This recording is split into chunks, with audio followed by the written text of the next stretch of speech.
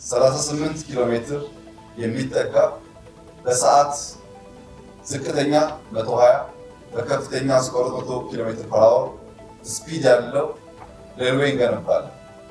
ፈጣን ሬልዌይ እንገነባለን።